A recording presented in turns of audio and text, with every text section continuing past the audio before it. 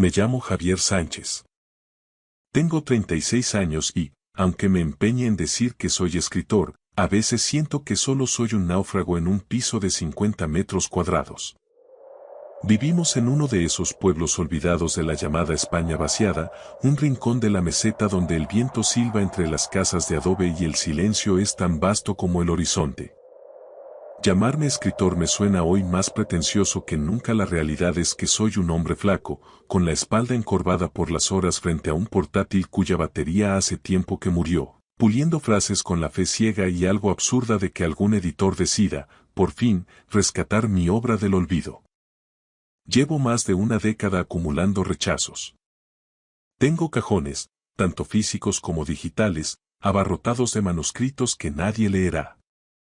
En el pueblo, algunos vecinos me miran con esa mezcla de lástima y condescendencia y me llaman el autor por descubrir, pero cuando cierro la puerta de casa, solo soy un soñador asfixiado por el recibo de la luz, el alquiler atrasado y el eco constante del llanto de mis hijos. Tengo 3 razones para no rendirme, aunque a veces me falte el aire. Elena tiene 8 años, tiene el pelo castaño siempre algo alborotado y unos ojos que brillan con esa ilusión que yo ya he perdido. Luego está Hugo, de 5 años, con su sonrisa pícara y esas manos diminutas que siempre buscan el dobladillo de mi camiseta como si fuera su único ancla. Y el pequeño Mateo, de 3 años, que es pura risa y una demanda constante de mimos. Ellos son mi universo, pero también son una carga emocional y económica que jamás imaginé que tendría que soportar en absoluta soledad. Clara, su madre, se marchó hace ya 2 años. Sus últimas palabras todavía me queman. Dijo que yo era demasiado pobre, que no sabía mantener a una familia y que mi fracaso como escritor la estaba hundiendo a ella también. Recuerdo con una claridad dolorosa aquella tarde de domingo. La vi hacer las maletas mientras yo sostenía a Mateo, que apenas daba sus primeros pasos. No la culpo del todo, o al menos eso intento decirme para no volverme loco. Quizás solo buscaba una vida más luminosa, lejos de las facturas sin pagar y de este frío que se cuela por las rendijas de las ventanas. Pero nada borra el trauma de aquella noche de invierno, cuando me quedé solo en el portal, con Elena tirándome de la manga preguntando cuándo volvía mamá y Hugo llorando sin entender por qué la maleta de su madre ya no estaba en el armario.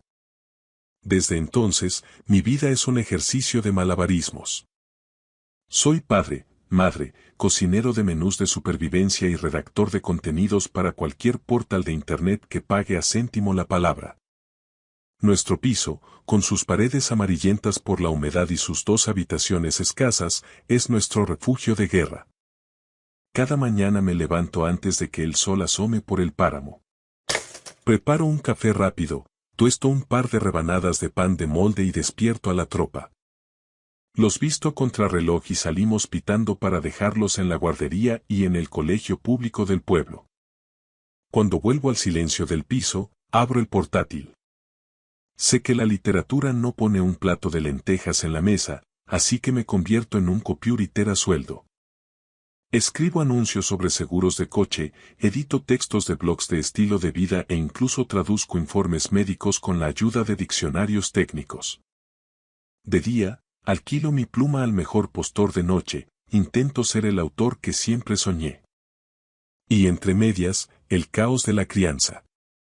Coser el chándal de Hugo, consolar a Elena cuando se siente sola y leerles el mismo cuento cada noche para que el mundo parezca un lugar seguro antes de dormir.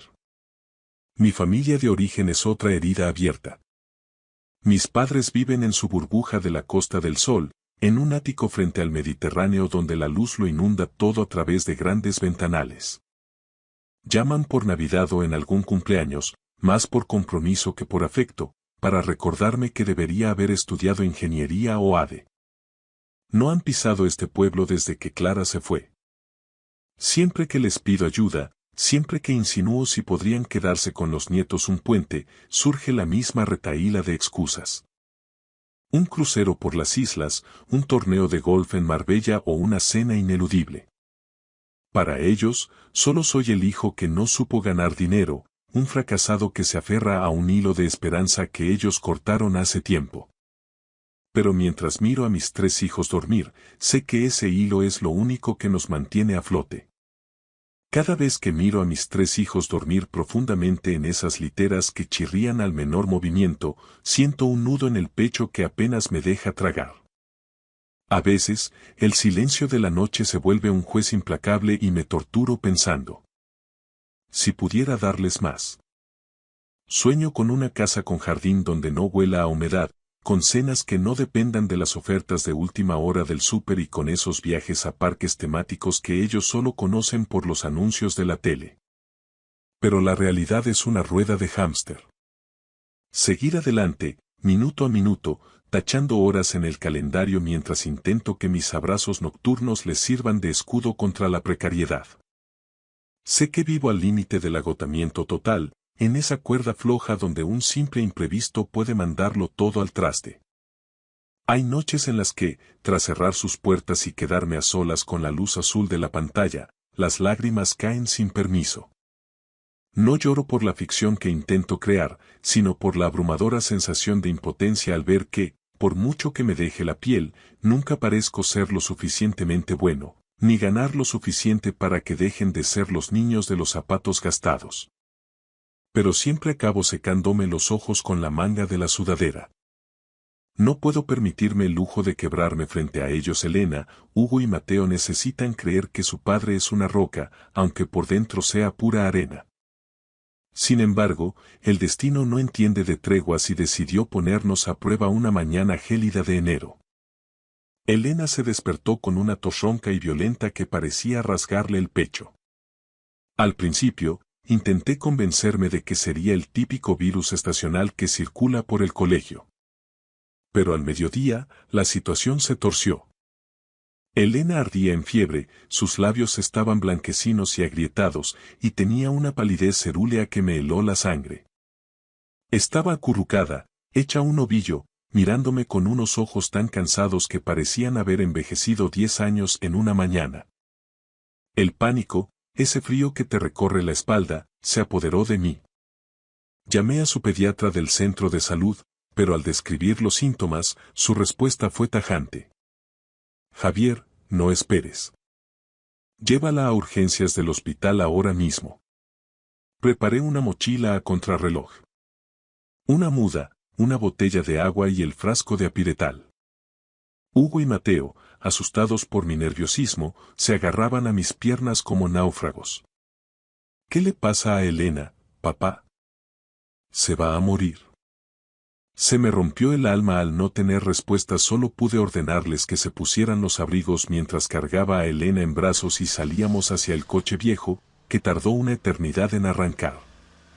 El hospital comarcal está a apenas 10 minutos, pero aquel trayecto fue un túnel infinito.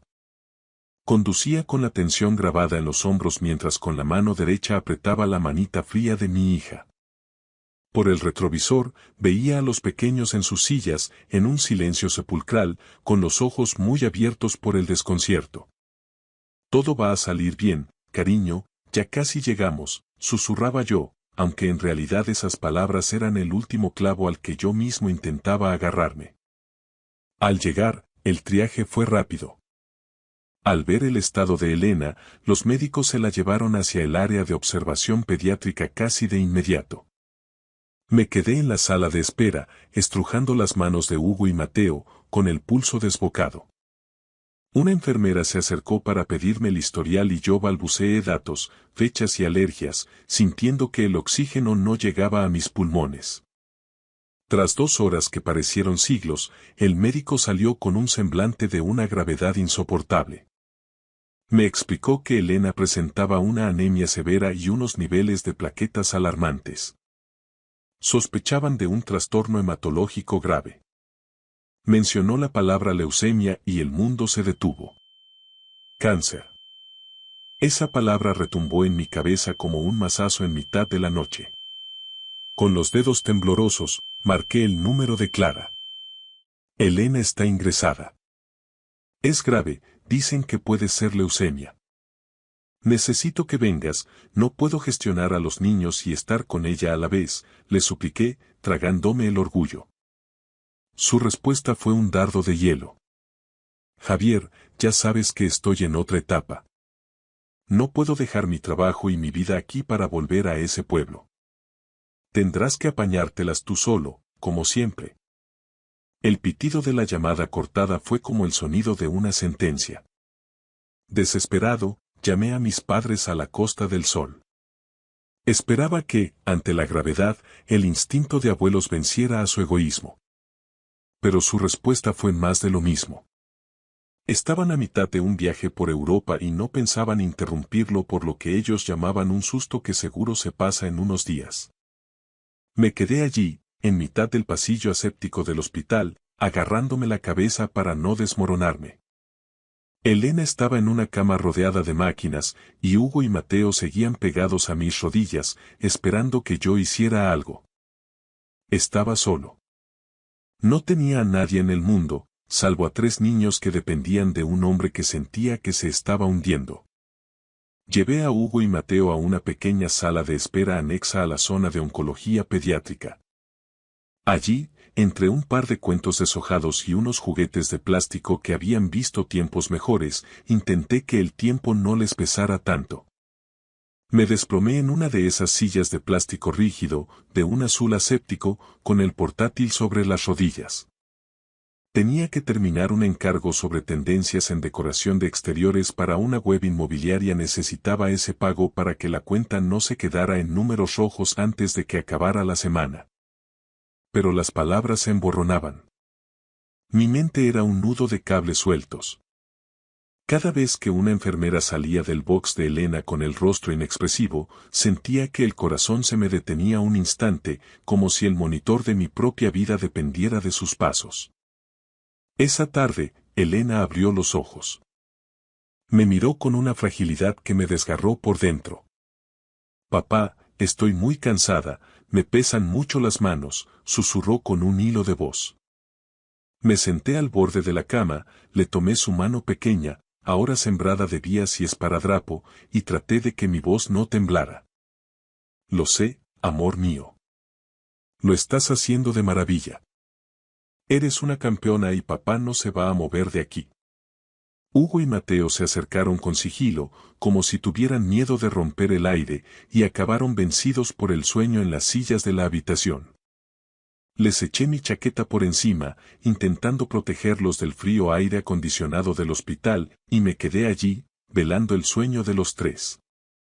Esa noche no pegué ojo.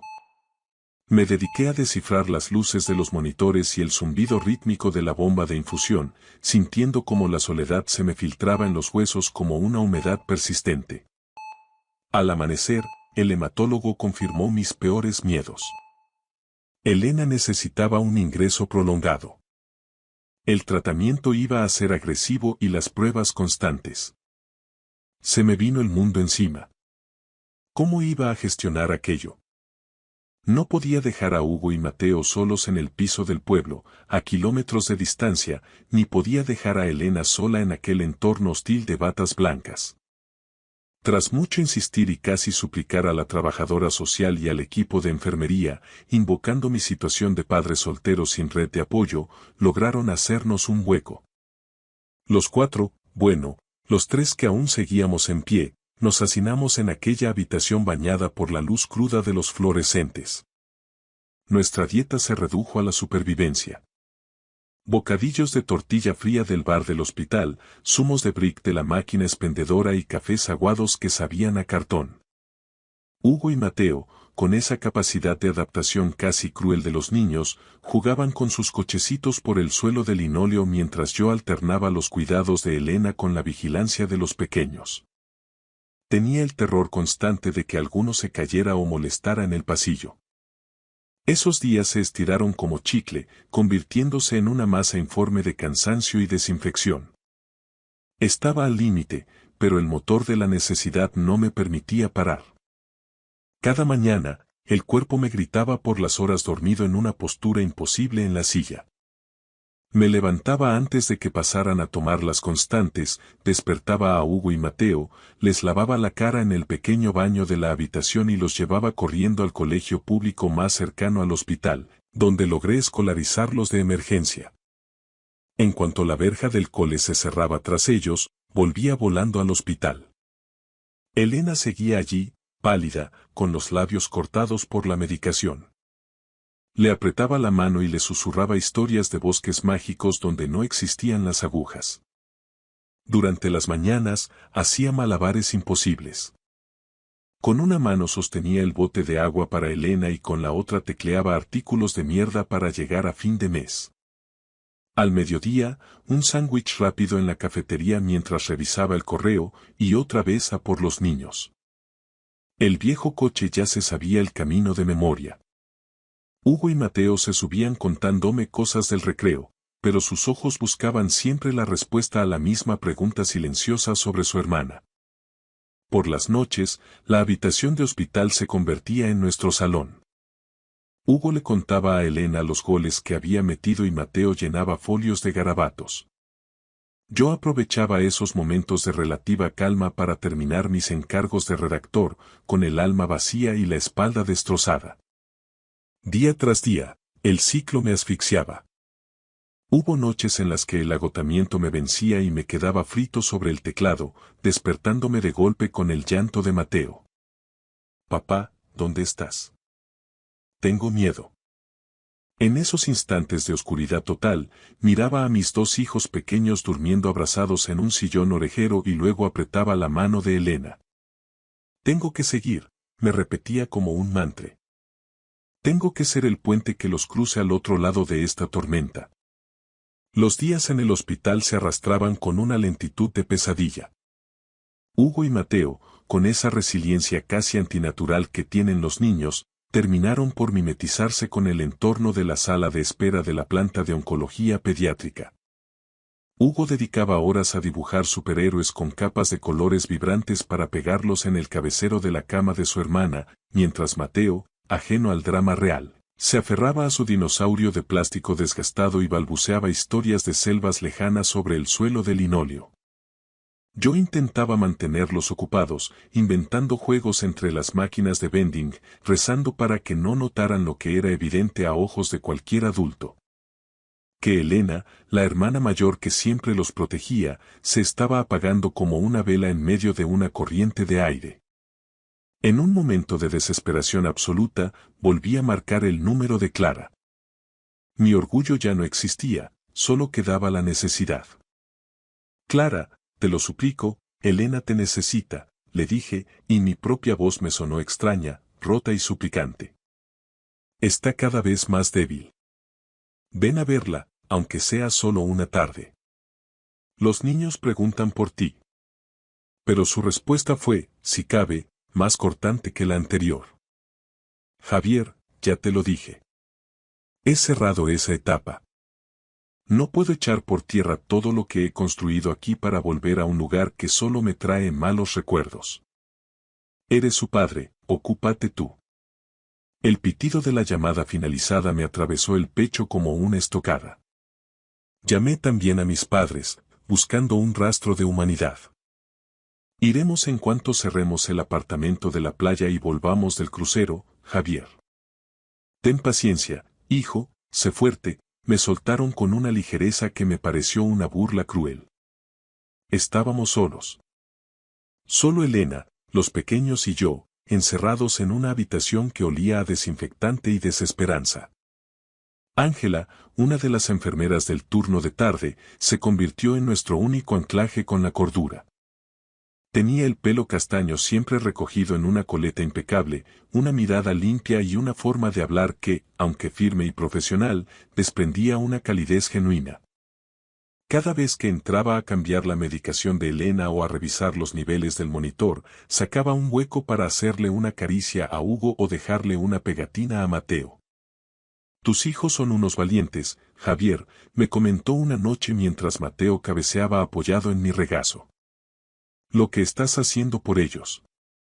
Eres un padre increíble. Yo solo pude esbozar una sonrisa amarga. No soy increíble, Ángela. Solo soy un hombre que intenta que el techo no se nos caiga encima mientras todo lo demás se derrumba. Una mañana, tras 3 semanas que parecieron 3 siglos de ingreso, el hematólogo jefe me pidió que lo acompañara a su despacho. El doctor García, un hombre de unos 50 años con la mirada cansada tras unas gafas de montura fina, me indicó que me sentara. El despacho era pequeño, atiborrado de expedientes y con ese olor a papel viejo y café frío. Me senté en la silla de confidente, apretando las manos con tal fuerza que sentí mis propias uñas clavándose en las palmas. Javier, comenzó, y ese uso de mi nombre de pila me puso los pelos de punta, ya tenemos los resultados definitivos de la biopsia de médula y la citometría. Elena tiene leucemia mieloide aguda, lo que llamamos un ALMA. La palabra cáncer no se pronunció, pero explotó en mi cabeza con la fuerza de una granada. Sentí que la sangre se me retiraba de la cara, dejándome frío, vacío. ¿Cómo de grave es, doctor? Sea claro, por favor, pedí con un hilo de voz. El doctor García suspiró, quitándose las gafas y frotándose el puente de la nariz. Es un tipo de leucemia muy agresiva, Javier. El pronóstico en pediatría es complejo y el tratamiento será durísimo. Empezaremos con los ciclos de quimioterapia de forma inmediata, pero tengo que ser honesto contigo. La tasa de supervivencia no es tan alta como nos gustaría. Necesito que seas muy fuerte de aquí en adelante. No recuerdo cómo logré levantarme de aquella silla ni cómo crucé el pasillo. Solo sé que terminé apoyado contra la pared fría, cerca de las máquinas de café, llevándome las manos a la cabeza para contener un grito que me desgarraba la garganta. Elena, mi niña de 8 años, la que soñaba con ser veterinaria y volar sobre dragones, estaba librando una batalla a muerte contra un enemigo invisible que yo apenas alcanzaba a comprender. Quería romper los cristales, gritarle a Clara su egoísmo, maldecir la indiferencia de mis padres. Pero no podía. Tenía que tragarme el veneno, lavarme la cara en el baño del hospital, entrar en aquella habitación con mi mejor sonrisa y decirle a mi hija que papá estaba allí, y que mientras él estuviera allí, nada malo podría pasarle. Las semanas siguientes se convirtieron en un torbellino borroso de agonía y olor a hospital. Elena comenzó los ciclos de quimioterapia y cada vez que la veía en aquella cama articulada, perdiendo su precioso pelo castaño y con la piel volviéndose traslúcida, sentía que se me arrancaba un pedazo de alma. Ella, con una valentía que me avergonzaba, intentaba hablar, preguntaba por los dibujos de Hugo y la guardería de Mateo, y forzaba una sonrisa cuando le leía sus cuentos de hadas favoritos. Pero yo veía cómo la luz de sus ojos se batía en retirada, como una vela vacilando bajo un vendaval que no podíamos detener. Hugo y Mateo, a pesar de su corta edad, intuían que el aire de la habitación se había vuelto más pesado. Hugo dejó de dibujar superhéroes con capa, ahora pintaba a una niña pequeña en una cama inmensa, rodeada de flores amarillas. Mateo, con la inocencia que a veces duele más que un golpe, seguía preguntando: ¿cuándo vendrá Elena a jugar al escondite conmigo, papá? Ángela, la enfermera, estuvo ahí para nosotros mucho más allá de lo que dictaba su turno de trabajo. Se convirtió en nuestra sombra protectora, ofreciéndonos consuelo en los silencios más que en las palabras. Una tarde, mientras yo vigilaba el sueño inquieto de Elena, Ángela me trajo un café caliente en un vaso de cartón. Tienes que bajar un momento a que te dé el aire, Javier, me dijo con esa voz suave pero que no admitía réplicas. Sé que quieres ser su roca, pero incluso las rocas se erosionan. Eres humano, no te olvides. La miré queriendo darle las gracias, pero el nudo en mi garganta era ya un muro infranqueable. Una noche, mientras los pequeños dormían apretujados en el sillón, Ángela se sentó un momento conmigo en el pasillo. Me preguntó si quería hablar y, como si se rompiera una presa que llevaba años conteniendo el agua, empecé a soltarlo todo. La huida cobarde de Clara, el desprecio de mis padres, el terror visceral a perder a Elena y la duda constante de si sería capaz de criar a los otros dos sin desmoronarme por el camino. Ángela escuchó sin interrumpir, manteniendo su mano firme sobre mi hombro. Yo perdí a mi hermano mayor por una enfermedad similar, me confesó con la mirada perdida en el suelo de linóleo. Conozco esa impotencia de querer cambiar tu vida por la suya. Pero no estás solo en este pasillo, Javier. Elena, Hugo y Mateo te necesitan más que nunca, y ellos son tu verdadera obra maestra. Sus palabras fueron como un bálsamo, una brisa fresca en mitad de un incendio. Sin embargo, el destino no escucha razones. Una semana después, el estado de Elena dio un vuelco irreversible. La quimioterapia no estaba dando los resultados esperados, las células malignas eran demasiado rápidas, demasiado voraces. Elena empezó a tener fiebres altísimas que no remitían ni un dolor óseo que la hacía gemir entre sueños. Yo me pasaba las noches en vela, sosteniendo su mano huesuda y cantándole las nanas que le cantaba cuando era un bebé en aquel piso de madera crujiente, aunque mi voz se quebraba en cada estrofa. Papá, estoy muy cansada, susurró una noche, sin apenas abrir los párpados. Quiero irme a casa, a mi cama con las sábanas de estrellas. Me incliné sobre ella y le besé la frente empapada en sudor, dejando que mis lágrimas se perdieran en su almohada. Te llevaré a casa, princesa. Te lo prometo por lo que más quieras. Fue una promesa que el universo me impidió cumplir. Unos días más tarde, en la hora más silenciosa de la madrugada, Elena falleció. Le estaba leyendo la historia de una princesa que lograba domesticar a un dragón cuando la alarma del monitor empezó a pitar con un sonido frenético y metálico que odiaré el resto de mi vida. Las enfermeras entraron de inmediato, llegó el doctor García con el equipo de reanimación, pero yo ya lo sabía. Lo supe por el silencio repentino en el pecho de mi hija. Supe en ese instante que Elena se había ido. La sostuve en mis brazos mientras los médicos se apartaban con respeto. Su cuerpecito ya no pesaba nada, el calor se le escapaba entre mis dedos. Elena, no te vayas, susurré con la voz rota, pegando mi frente a la suya. Por favor, no dejes solo a papá. Pero el silencio fue su única respuesta. El mundo se colapsó bajo mis pies. No sé cuánto tiempo estuve allí, roto, llorando sobre su pecho inmóvil. Hugo y Mateo se despertaron en medio del caos de médicos y luces y corrieron a abrazarme, asustados. Hugo sollozaba. ¿Dónde está Elena, papá? ¿Por qué no se mueve? Mateo me sujetaba la mano con fuerza y susurraba. No llores, papá, yo te cuido. Pero yo no podía parar de temblar. Sentía que había fracasado en lo más sagrado. Proteger la vida de mi hija. Ángela se quedó conmigo todas aquellas horas negras. Fue mi ancla en el vacío. Ella se encargó de llevarse a los niños a la sala de juegos para que yo pudiera despedirme de Elena a solas, sin el peso de ser el padre fuerte. Cuando finalmente salí de la habitación, apretando contra mi pecho un pequeño jersey de lana que todavía olía a ella, Ángela me entregó un vaso de agua. Javier, me dijo mirándome a los ojos, sé que sientes que el camino se ha acabado aquí. Pero mira a esos dos niños que te esperan ahí fuera. Te necesitan más que al aire. Y Elena. Elena querría que su historia no terminara en esta habitación. No pude responder, pero en el fondo de mi dolor, supe que tenía razón. Me sequé las lágrimas con un gesto brusco, respiré el aire aséptico del hospital una última vez y fui a recoger a mis hijos. Estaremos bien, dije en voz alta, aunque en ese momento mi alma fuera un campo de cenizas. Los días que siguieron al entierro fueron un vacío oscuro, una sucesión de horas desdibujadas donde el tiempo parecía haberse detenido. Organicé el funeral de Elena en la pequeña parroquia del pueblo, una ceremonia sobria y desgarradora bajo un cielo de plomo. Solo estábamos Hugo, Mateo, yo y un puñado de vecinos que, con ese respeto silencioso de los pueblos, se acercaron a darnos el pésame. Clara no apareció, se limitó a enviar un mensaje de WhatsApp.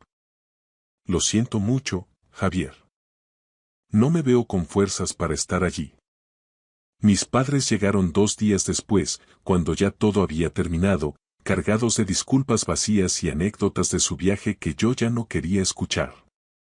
Me quedé frente al pequeño nicho, bajo el sol frío de la meseta, preguntándome si el aire volvería alguna vez a entrar en mis pulmones sin quemar.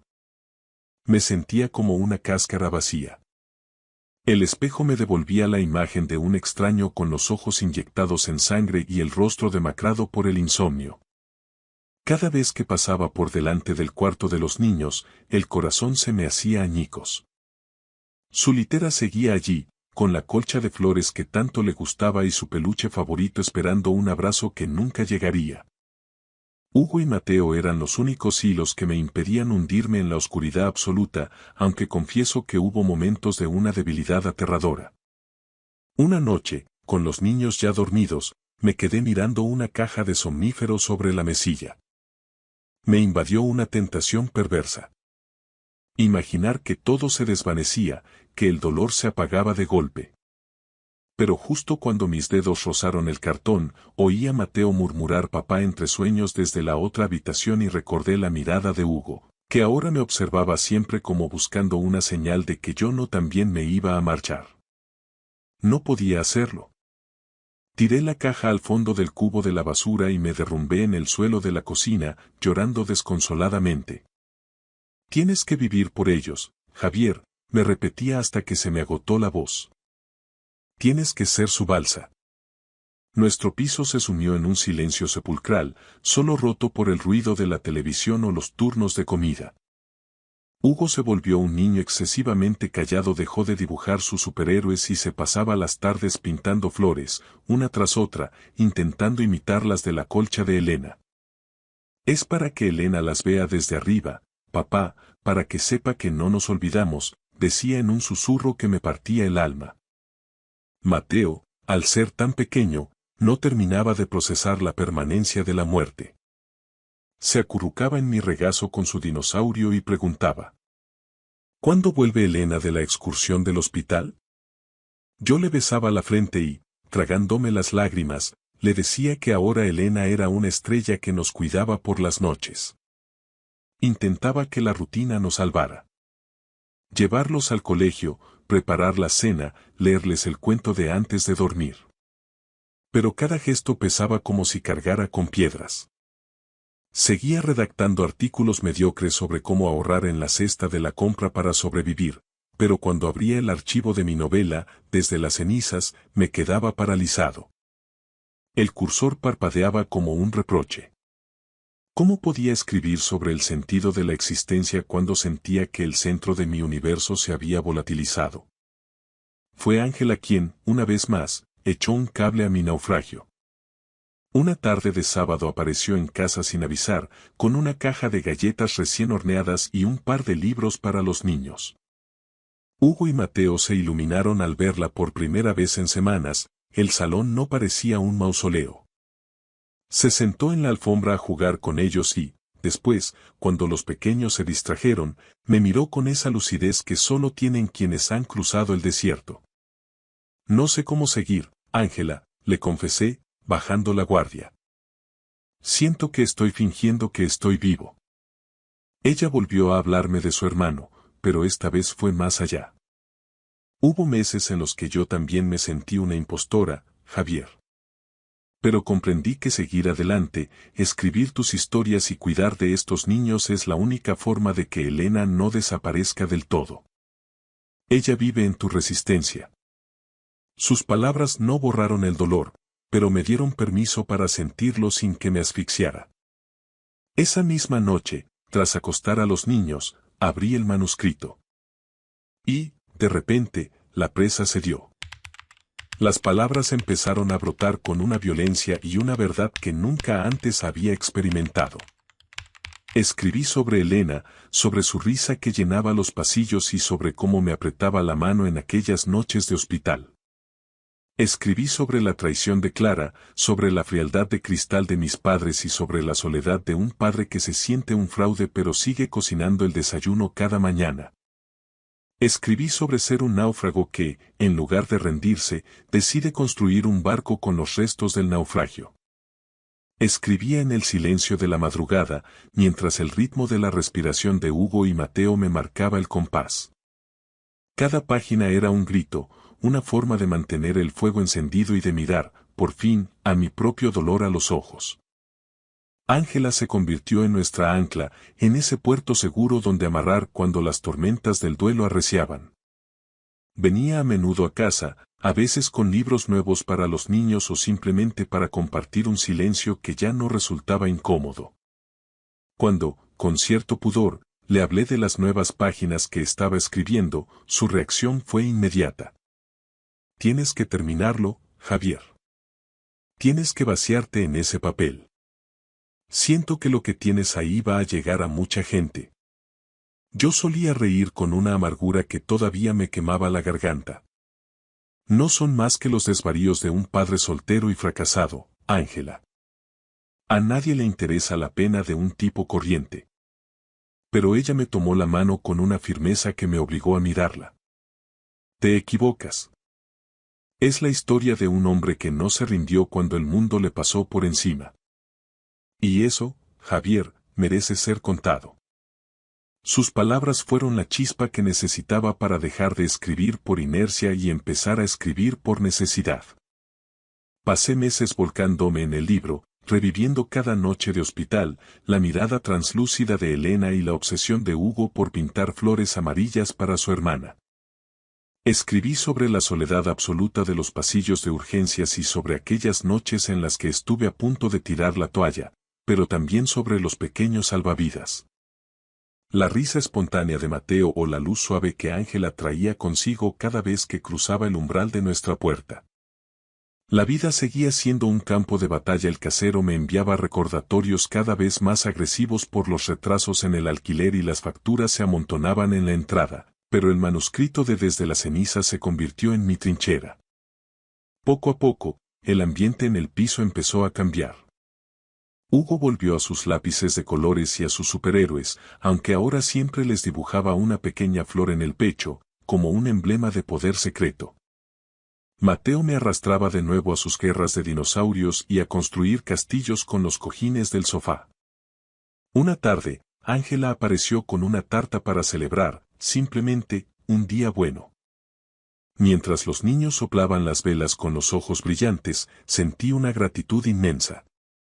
Comprendí que ella era mucho más que una enfermera compasiva, era la persona que me entendía sin necesidad de explicaciones. No intentaba arreglar mi vida ni sustituir el vacío de Elena, simplemente estaba allí, como un farol en una carretera oscura. Y yo, a pesar de las cicatrices, empecé a permitirme sentir algo parecido a la esperanza. 6 meses después de la partida de Elena, puse el punto final al manuscrito. Lo envié a varias editoriales de Madrid, aunque mi fe era casi nula tras años de silencios y cartas de rechazo automáticas. Pero una mañana de octubre, mientras estaba en la cocina recalentando un café aguado y Hugo y Mateo se peleaban por la última galleta del paquete, el móvil vibró con un correo nuevo. El asunto decía: propuesta de edición. Desde las cenizas. Me temblaron tanto las manos que estuve a punto de tirar la taza. Nos ha conmovido profundamente la honestidad de su relato. Creemos que este libro tiene la capacidad de conectar con el corazón de miles de lectores, decía el mensaje. No podía dar crédito después de una década de invisibilidad, alguien veía el valor de las palabras que yo había escrito empapado en lágrimas. Empecé a trabajar con una editora llamada Sara, una mujer de voz pausada que me ayudó a pulir el texto respetando su crudeza original. Esta no es solo tu historia, Javier, me repetía en cada llamada. Es el mapa de cualquiera que haya perdido el norte y haya decidido seguir caminando a oscuras. Desde la ceniza salió a la venta un martes lluvioso. Yo solo aspiraba a vender los ejemplares suficientes para liquidar mis deudas y mudarnos a un sitio mejor, pero el libro se convirtió en un fenómeno imparable, en una marea que nos arrastró a todos. Un suplemento cultural lo calificó como una carta de amor desgarradora a la paternidad y a los corazones rotos. La historia se hizo viral en redes sociales y, en apenas 2 semanas, ya estaba en la lista de los más vendidos de las principales librerías. Empecé a recibir mensajes de todas partes del país. Padres que habían pasado por lo mismo, madres solteras agotadas, gente que buscaba consuelo. Cada carta que leía era como poner un ladrillo nuevo en la reconstrucción de mi propia alma. Sentía que, de alguna manera, Elena estaba logrando desde algún lugar que su padre, por fin, fuera escuchado. Llegaron las entrevistas, los focos de los platós de televisión en Madrid y las firmas de libros en la Cuesta de Moyano. Bajo la luz artificial de las cámaras, yo contaba una y otra vez la historia de Elena, Hugo y Mateo. Cuando un periodista me preguntó qué me había empujado a seguir escribiendo en mitad del naufragio, respondí pensando en el brillo que Elena tenía antes de enfermar. Mis hijos. Elena me enseñó lo que es el amor incondicional. Hugo y Mateo me enseñaron que, a pesar de todo, hay que seguir respirando. Escribí para cumplirles la promesa de que su padre no se rendiría jamás. Pasé de ser un autor invisible a un hombre reconocido, dando charlas en bibliotecas de barrio, talleres de duelo y grandes eventos literarios. Cada vez que subía a un escenario, sentía una brisa cálida en la nuca. Estaba seguro de que era Elena sonriéndome desde algún lugar, orgullosa de ver que su padre ya no caminaba encorvado. Los beneficios del libro empezaron a llegar a la cuenta corriente. No era una fortuna inmensa, pero para nosotros lo cambió todo. Pagué el alquiler atrasado con intereses, llenamos la despensa con productos frescos y, por primera vez en años, dejé de sudar frío cada vez que llegaba el sobre de la compañía eléctrica. Decidí que era hora de dejar atrás aquel piso asfixiante que guardaba el eco de la ausencia de Elena en cada esquina. Encontré una casita a las afueras, con un pequeño jardín y mucha luz natural. El día de la mudanza, Hugo corría de habitación en habitación gritando que por fin tendría un escritorio para sus dibujos, y Mateo saltaba sobre el césped con su dinosaurio de plástico. Por fin, después de tanto barro, sentí que les estaba dando un verdadero hogar. Sin embargo, el dolor por Elena nunca se marchó del todo. Simplemente aprendí a vivir con él, como quien vive con una vieja cicatriz que duele cuando cambia el tiempo. Algunas noches seguía llorando, no por debilidad, sino por pura humanidad. Ángela siguió siendo nuestra constante, nuestra brújula. Venía a la casa nueva cargada de macetas para el jardín y los niños la recibían como si fuera una heroína de sus cómics. De hecho, Hugo la rebautizó como Super Ángela. Al verla reír con ellos, comprendí que Ángela no era solo la enfermera que nos cuidó en el hospital, era la mujer que me había devuelto la fe en que la vida todavía tenía algo bueno que ofrecerme. Una tarde, sentados en el porche mientras el sol se ponía tras la sierra, me tomó la mano. Has hecho algo increíble, Javier. Y no lo digo por el éxito del libro, sino porque no permitiste que el dolor te convirtiera en piedra. Empecé a asistir a un grupo de apoyo para padres que habían pasado por la pérdida de un hijo. Al principio me sentía un intruso, pero al escuchar sus relatos comprendí que mi soledad era compartida. Hablé de Elena y de su dragón imaginario. Una mujer mayor, que había perdido a su hija hacía décadas, me apretó la mano. Eres un padre valiente, Javier. Ella vive en cada palabra que escribes.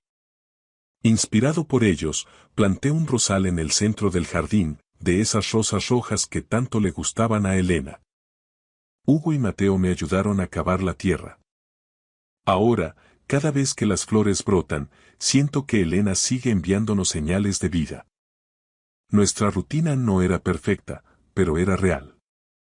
Un domingo, Hugo me trajo un dibujo que me dejó sin habla. Aparecíamos Mateo y yo de la mano, y entre nosotros, una niña con alas que nos rodeaba con un abrazo de luz sobre una nube. Es Elena, me explicó con una madurez que me asustó. Yo creo que ahora es feliz porque ya no le duele nada. Lo abracé con los ojos empañados. Claro que lo está, hijo. Y nosotros vamos a intentar ser felices también, por ella. Un año después de la publicación, el pasado decidió llamar a la puerta. Mi madre me telefoneó una noche. Su voz sonaba más frágil, cargada de un arrepentimiento tardío que ya no me servía de mucho. Javier, tu padre y yo hemos leído el libro. Sentimos mucho no haber estado allí, balbuceó. Escuché sus disculpas, pero sentí una distancia insalvable. Recordé cuando le supliqué ayuda mientras Elena agonizaba y ellos prefirieron no interrumpir su crucero. Gracias por llamar, respondí con una calma gélida, pero mis hijos necesitan a gente que esté cuando las cosas se ponen feas, no cuando sale en la tele. Podréis ver a los niños en visitas cortas, pero no esperéis que las cosas vuelvan a ser como antes. Colgué sabiendo que mi prioridad era proteger la paz que tanto nos había costado construir. La sorpresa más amarga fue Clara. Me llamó una noche con un tono de voz meloso, casi seductor, como si los 2 años de abandono hubieran sido apenas un paréntesis. Javier, he visto tu éxito. He leído el libro y me he dado cuenta de cuánto te quiero. Quiero que volvamos a ser una familia, que empecemos de cero en esa casa nueva, me dijo. Me quedé helado recordando su negativa a visitar a su hija moribunda. Clara, te fuiste cuando más te necesitábamos, le espeté con firmeza. No estuviste en las noches de fiebre ni cuando tus hijos lloraban preguntando por qué mamá no llamaba. Ya no hay sitio para ti en esta mesa. Al colgar, sentí que me quitaba un peso de toneladas.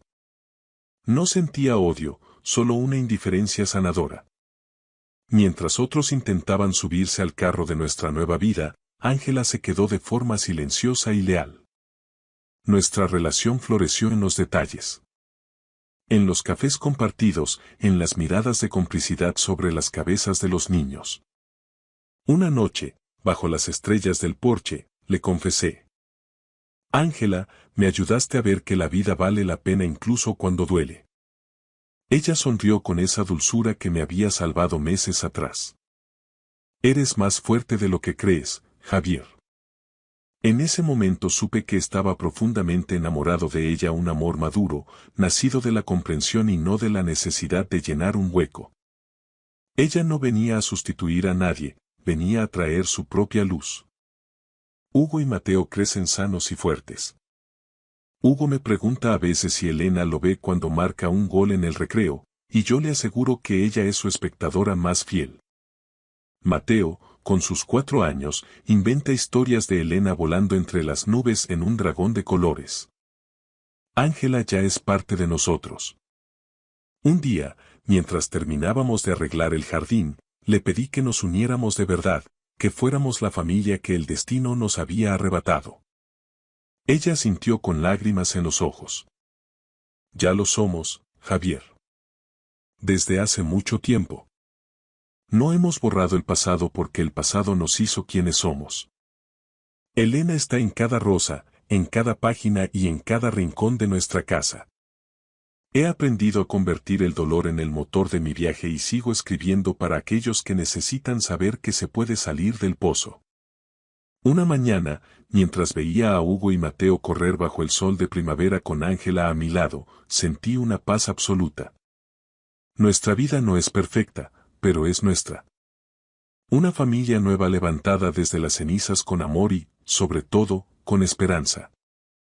Miré al cielo, donde el azul era más intenso que nunca, y susurré. Elena, lo hemos logrado. ¿Estás orgullosa de nosotros? En ese instante, una brisa suave acarició mi rostro, como si ella, desde su nube, me estuviera devolviendo el beso que no pude darle aquel último día. Gracias por escuchar mi historia hasta el final. Si resonó contigo, dale like, escribe en los comentarios qué fue lo que más te tocó y no olvides decir de dónde eres. Suscríbete al canal, vienen muchas más historias. El momento en que aquel médico miró los resultados de mi análisis de sangre se puso pálido, supe que algo iba muy mal. Se marchó de la habitación sin decir una palabra. A través del cristal de la ventana, lo vi hacer una llamada, con la mano presionada contra la frente como si intentara procesar algo imposible. 10 minutos después, 3 especialistas se amontonaron en aquella pequeña sala de urgencias y me miraron como si fuera un fantasma. No con lástima, no con preocupación, sino con una incredulidad total y absoluta. Me llamo Mateo Velázquez. Tengo 38 años. Solo 3 meses antes de aquella noche, yo limpiaba inodoros y fregaba suelos por el salario mínimo en ese mismo hospital de Madrid. Llevaba un uniforme gris con mi nombre bordado en el pecho. Empujaba un cubo de fregona amarillo por pasillos donde nadie me miraba 2 veces. Era invisible. No era nadie. Era un hombre cuya esposa infiel y su novio millonario habían destruido sistemáticamente todo lo que había tardado 15 años en construir. Antes, yo era ingeniero de camino superior. Ganaba 180.000 euros al año. Diseñaba puentes y edificios que debían durar un siglo. Tenía un chalet en las afueras, un plan de pensiones y un futuro que parecía estable y seguro. Pero entonces mi mujer, Elena, decidió que yo no era lo suficientemente ambicioso para sus gustos. Encontró a un inversor tecnológico llamado Víctor Holgado, que tenía un yate, contactos en el IBEX 35 y todas las cosas que ella creía merecer. No solo me dejó. Ayudó a Víctor a reducir mi carrera a cenizas.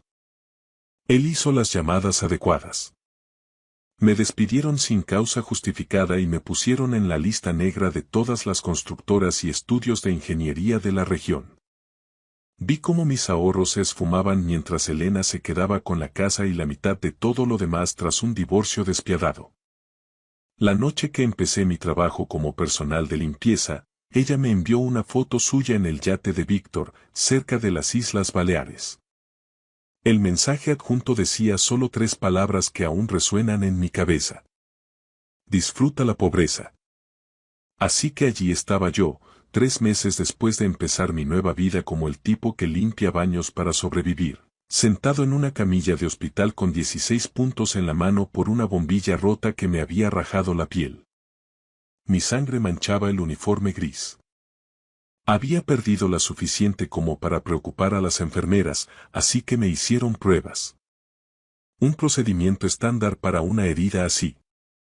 Esperaba que me dijeran que tenía anemia, quizá diabetes o algo peor. En ese momento, casi deseaba que fuera algo fatal. Al menos así la lucha terminaría. Pero cuando el Dr. Aranda regresó con esos 3 especialistas, cuando cerraron la puerta y acercaron las sillas como si fueran a darme una noticia que destrozaría mi mundo, me di cuenta de que esto era algo completamente distinto. La jefa del departamento de genética se sentó a mi lado y me hizo una pregunta que parecía venir de la nada. Señor Velázquez, ¿su padre fue adoptado? Le dije que sí. Jorge Velázquez fue adoptado de bebé en 1952.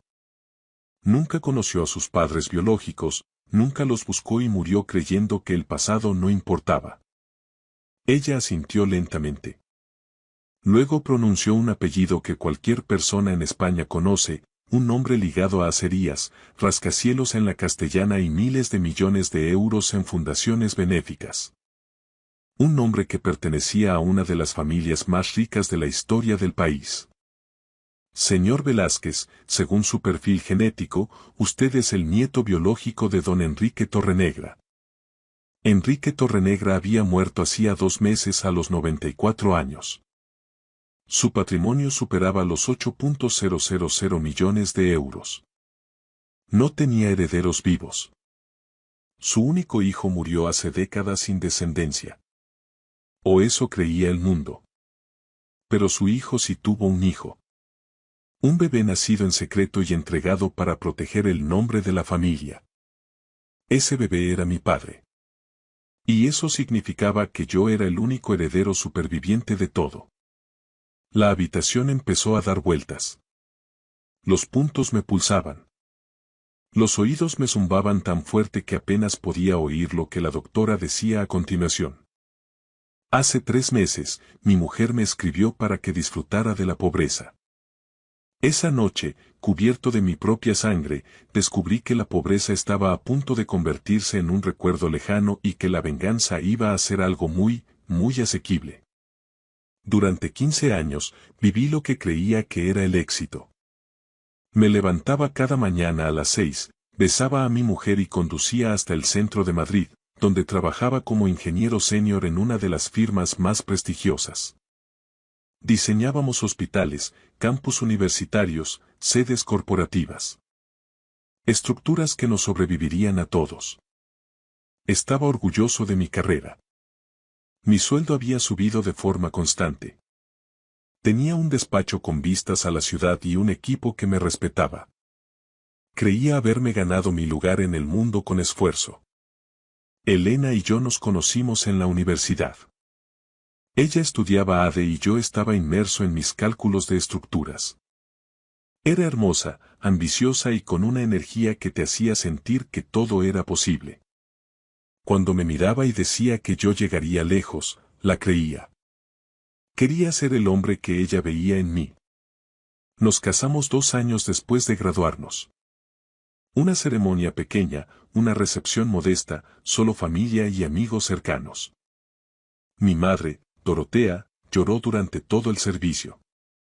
Mi padre, Jorge, me estrechó la mano y me dijo que estaba orgulloso del hombre en el que me había convertido.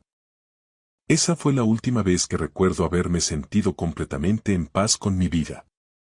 Mi padre falleció cuando yo tenía 26 años.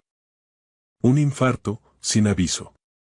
Tenía 61 años y había trabajado en una fábrica de metal desde los 18. Sus manos eran ásperas y callosas, pero nunca se quejó. Decía que el trabajo honrado era su propia recompensa, que el carácter de un hombre se construye con lo que soporta sin esperar reconocimiento. Jorge Velázquez fue adoptado de bebé. Nunca supo quiénes eran sus padres y nunca los buscó.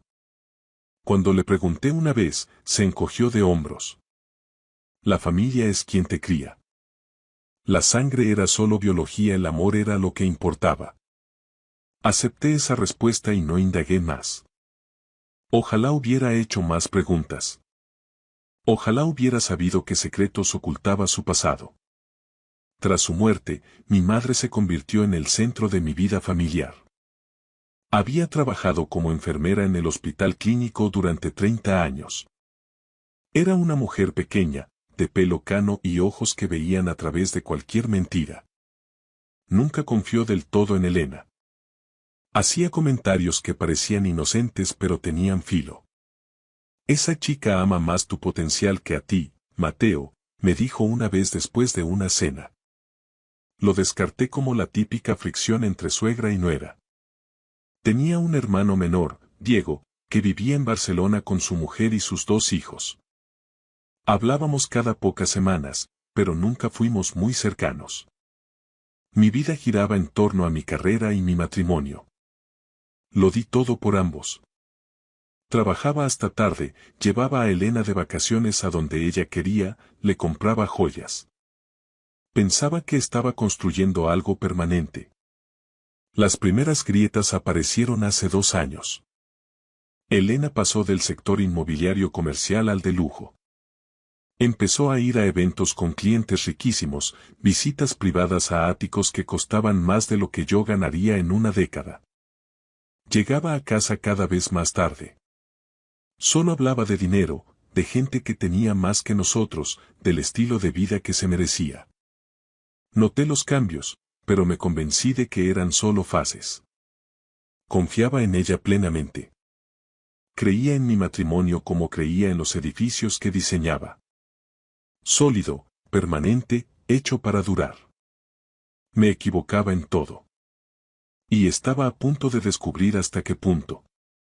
La noche que descubrí la verdad, llegué temprano a casa por una migraña.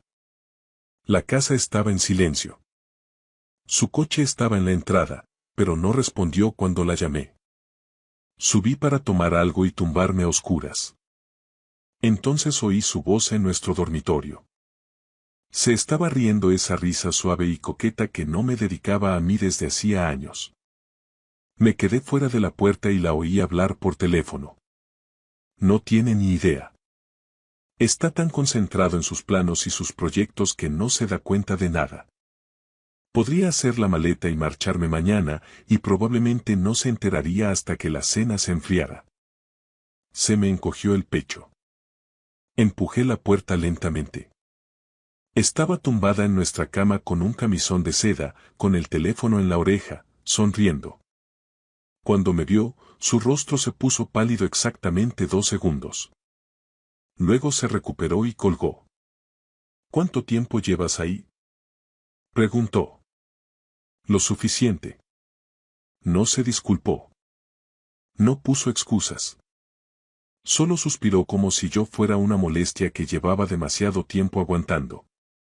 Se llama Víctor Holgado. Es un cliente. Nos vemos desde hace 8 meses. Lo dijo con una naturalidad pasmosa. Sentí que las piernas me fallaban. Me agarré al marco de la puerta para no caer. ¿Por qué? Alcancé a preguntar. Porque Víctor va a llegar a la cima, Mateo. Tiene 60 millones de euros. Me lleva a París los fines de semana. Me presenta a gente que realmente importa. Tú me llevas a un restaurante de cadena y me hablas de la tensión del hormigón. Quería gritar, pero estaba en shock mientras la mujer que había amado durante 15 años desmantelaba nuestro matrimonio con la indiferencia de quien devuelve un jersey que no le queda bien. Quiero el divorcio, dijo. Ya he hablado con un abogado. Los siguientes 3 meses fueron los peores de mi vida. Elena se mudó al ático de Víctor mientras los abogados peleaban por los activos. Ella quería la casa, la mitad de mi plan de pensiones y una pensión compensatoria alegando que su carrera se había resentido por apoyarme. La crueldad de ese argumento me hacía estallar la cabeza. Pero la devastación financiera no fue nada comparada con lo que vino después. 3 semanas después de que Elena solicitara el divorcio, me llamaron al despacho del director general de mi empresa. Era un hombre frío que había construido su imperio como un reino personal. Siéntate, Mateo. Estamos reestructurando el departamento. Tu puesto ha sido eliminado con efecto inmediato. Sentí un puñetazo en el estómago. ¿Eliminado? Llevo 15 años aquí. Mis evaluaciones son perfectas. Amy me miró. Luego supe lo que pasó de verdad. Víctor Holgado tenía inversiones en 3 constructoras que trabajaban con mi empresa. Jugaba al golf con mi jefe cada domingo en un club exclusivo de La Moraleja. Víctor había hecho las llamadas. Había decidido que arruinar mi matrimonio no era suficiente, quería destruir mi carrera también. El finiquito fue insultante. Mi abogado dijo que podíamos pelear, pero el litigio costaría más de lo que recuperaría. El sistema legal español está diseñado para quien puede esperar años. Yo no podía esperar ni semanas para comprar comida. Mandé currículums a todas partes. Las respuestas eran siempre las mismas. Rechazos educados, puestos que se llenaban de repente. No entendía nada hasta que un excompañero me invitó a una caña y me confesó la verdad. Víctor Holgado ha estado llamando, Mateo. Dice que eres difícil, poco fiable. Que te echaron por bajo rendimiento. Nadie quiere tocarte. Estaba en la lista negra. Borrado de una industria a la que di mi vida. En 6 meses pasé de un despacho de esquina a un estudio de 30 metros cuadrados en un barrio obrero degradado, con manchas de humedad en el techo y rejas en las ventanas. Mis ahorros se evaporaron. Vendí mi reloj, mis palos de golf, todo lo que no fuera esencial. Mi madre me llamaba cada día. Me suplicaba que me mudara con ella, pero no podía. Tenía 72 años y vivía de una pensión mínima. No quería ser una carga. Estoy bien, mamá, le decía. No lo estaba. Me estaba hundiendo. El único trabajo que encontré fue de limpiador nocturno en el mismo hospital donde mi madre trabajó 30 años. Cobraba poco más de 11 euros la hora por fregar suelos y limpiar baños. La ironía era dolorosa. Ahora su hijo empujaba un cubo de basura como un fantasma al que nadie quería ver.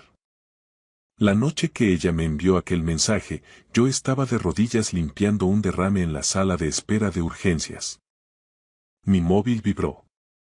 Era una foto de Elena y Víctor en un yate. Ella llevaba un bikini blanco y gafas de sol enormes, brindando con champán. Parecía un anuncio de una vida que yo nunca tendría. El texto decía: disfruta la pobreza. Deberías haber sido más ambicioso. Algo dentro de mí se resquebrajó. No se rompió, se resquebrajó. Hay una diferencia. Romperse es rendirse, resquebrajarse significa que algo está a punto de cambiar. No respondí. Seguí limpiando. Pasaron 3 meses de agotamiento. Perdí 10 kilos porque no podía permitirme comer bien. Dejé de llamar a mis amigos. La noche que todo cambió empezó como cualquier otra. Estaba cambiando un fluorescente fundido en un almacén. Se quedó atascado y, al forzarlo, el cristal estalló en mi mano. El dolor fue intenso. La sangre brotaba de mi palma y mi muñeca. Una enfermera me encontró apoyado contra la pared, empapado en sangre. Me llevaron a urgencias como paciente, no como el tipo que limpiaba sus suelos. Un médico joven, el Dr. Aranda, me dio 16 puntos. Fue profesional y amable. Has perdido mucha sangre, dijo. Haremos unas pruebas por protocolo. Asentí. No tenía idea de que un análisis de sangre iba a desenterrar un secreto enterrado durante décadas. Cuando el Dr. Aranda volvió, no estaba solo. Otros 2 médicos le seguían con expresiones indescifrables. Señor Velázquez, hemos encontrado anomalías en su analítica, dijo con cuidado. He pedido a unos colegas que consulten su caso. Mi corazón se hundió. Pensé en lo peor. Cáncer, leucemia. Díganmelo ya, dije. Puedo soportarlo. El Dr. Aranda negó con la cabeza. No es una enfermedad. Hemos encontrado marcadores genéticos inusuales que han hecho saltar una alarma en nuestra base de datos. Entonces entró la DRA. Weaver, jefa de genética. Me preguntó por mi padre y su adopción. Confirmé los datos. Ella se acercó y habló con voz deliberada. Sus marcadores están asociados a un linaje muy específico. Una familia cuyos registros médicos están en nuestro sistema desde hace décadas por sus donaciones al hospital. ¿Qué familia? Pregunté con la boca seca. La familia Torrenegra. El nombre me golpeó. Los Torrenegra eran leyenda. Enrique Torrenegra había construido un imperio del acero y el ladrillo. Su muerte reciente había llenado los periódicos porque dejaba una herencia de más de 8.000 millones y no tenía herederos vivos. Su hijo Franklin había muerto en un accidente en 1985 sin descendencia oficial. Señor Velázquez, continuó la doctora, según su perfil, usted es el nieto biológico de Enrique Torrenegra. Su padre, Jorge, fue el hijo ilegítimo de Franklin Torrenegra, fruto de una relación secreta con una empleada de la finca. El embarazo se ocultó y el bebé fue entregado en adopción para proteger la reputación familiar. No podía respirar. Es imposible, susurré. Mi padre no era nadie. Trabajó en una fábrica toda su vida.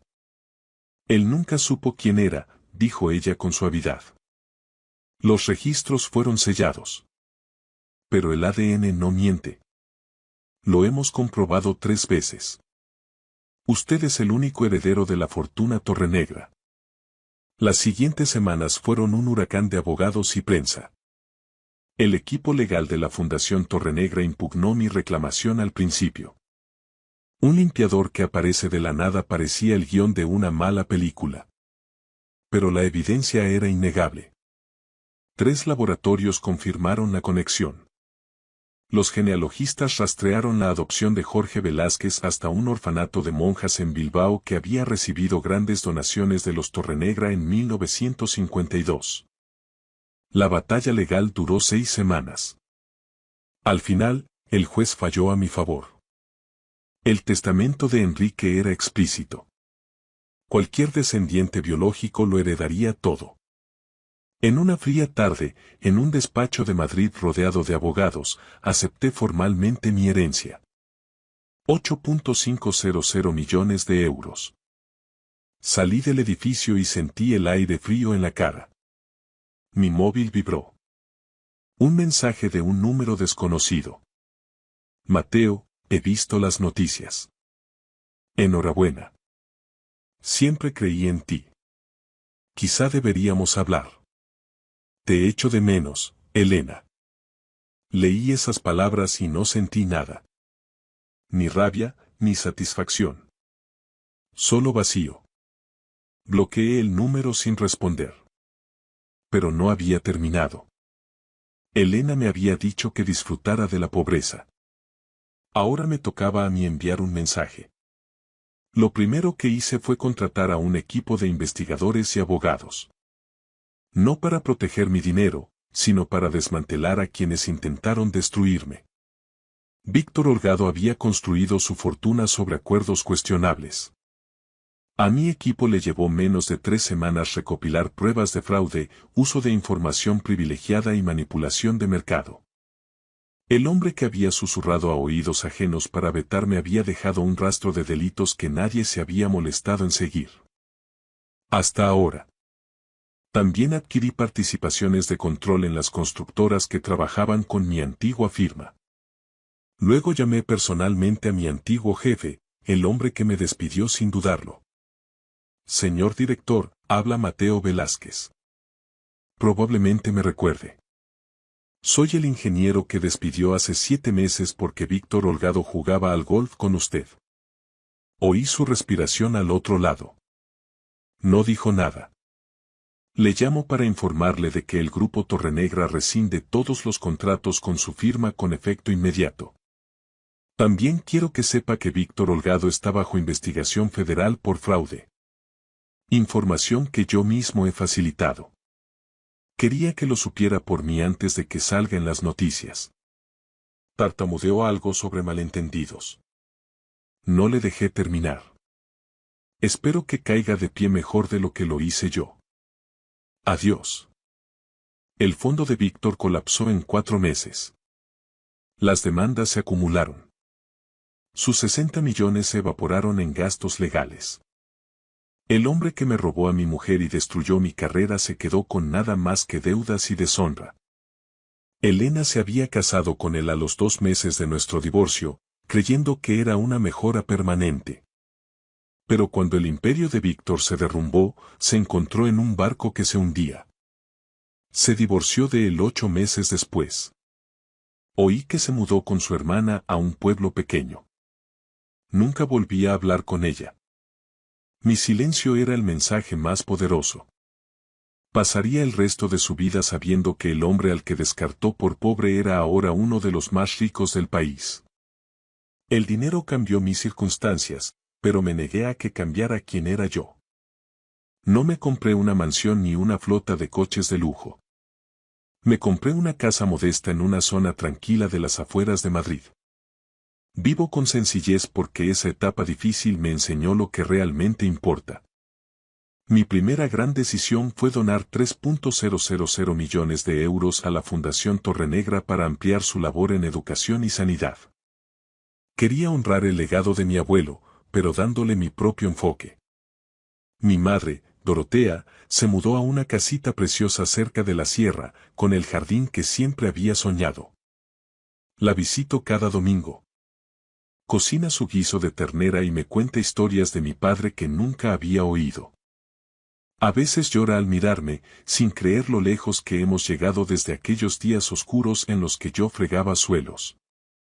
Regresé al hospital clínico la primavera pasada, no como paciente ni como limpiador, sino como benefactor. Doné 40 millones para construir una nueva ala dedicada a la formación en enfermería y cuidados paliativos.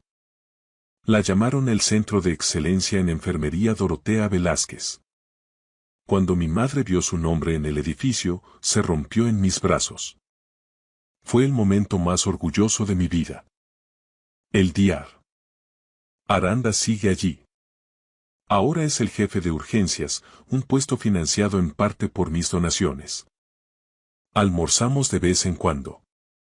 Me confesó que casi no pide aquellos análisis extra la noche que me corté la mano. Algo le dijo que debía indagar más. Pienso en eso a menudo. como la decisión de un médico joven cambió toda mi existencia. Mi hermano Diego y yo estamos más unidos que nunca. Sus hijos me llaman tío Mateo y me piden que les cuente cómo pasé de limpiar baños a ser multimillonario. Les cuento una versión suave. No necesitan saber de las noches que pasé despierto preguntándome si alguien notaría si desaparecía. Solo necesitan saber que su tío nunca se rindió. Aprendí algo en esos meses oscuros que ningún dinero puede comprar.